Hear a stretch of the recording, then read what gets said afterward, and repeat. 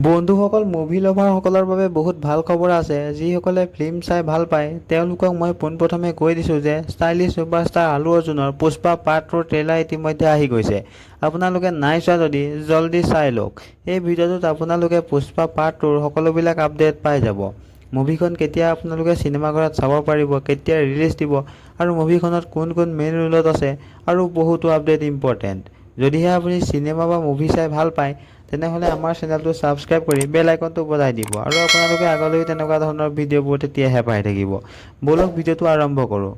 প্ৰথমতে আপোনালোকক পুষ্পা পাৰ্ট 2খন কেতিয়া ৰিলিজ হ'ব সেইটো কথা ক'বলৈ গ'লে 15 আগষ্টৰ পৰা চিনেমাঘৰত চাব পাৰিব আপোনালোকে এই মুভিখন। মাজত আৰু বেছি দিন নাই, মাত্ৰ 3 মাহৰ পাছতেই এই ফিল্মখন ৰিলিজ হৈ যাব আৰু আপুনি চিনেমাঘৰত পপকৰ্ন লৈ চাইনে গাৰ্লফ্ৰেণ্ড লৈ চাই সেইটো আপোনাৰ কথা। মোৰ মতে পুষ্পা পাৰ্ট 2য়ে সকলো ৰেকৰ্ড ভাঙি 2024ত সকলোতকৈ বেছি টকা ঘটিবলৈ সক্ষম হোৱা ফিল্ম হৈ যাব পাৰে।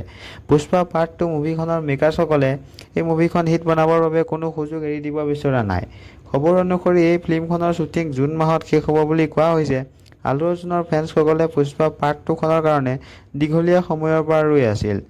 যেতিয়াই এই ফিল্মখনৰ ট্ৰেইলাৰ আহিল তেতিয়াই সকলোৰে উৎসাহ দুগুণলৈ বৃদ্ধি পাই গৈছে। বন্ধুসকল, এই ফিল্মখনৰ কাৰণে বাজেটৰ কথা যদি আমি ক'বলৈ যাওঁ তেনেহ'লে আপুনি আচৰিত হ'ব যে পুষ্পা পাৰ্ট 1খনে যিমান টকা ঘটিবলৈ সক্ষম হৈছিল তাৰ দুগুণ পুষ্পা পাৰ্ট 2ৰ বাজেট হয়। হয় বন্ধুসকল, 500 কৰোৰ বাজেট ৰাখিছে ফিল্ম মেকাৰসকলে মুভিখনৰ কাৰণে।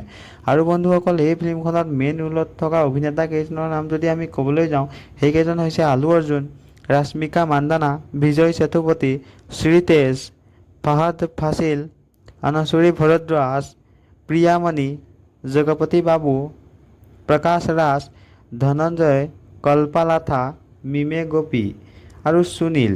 এইকেইজনে পুষ্পা পাৰ্ট 2ত আপোনালোকে মেইন ৰোলত দেখা পাব। ইমানকে কৈ বন্ধুসকল আজিৰ ভিডিঅ'টো সামৰণি মাৰিছোঁ।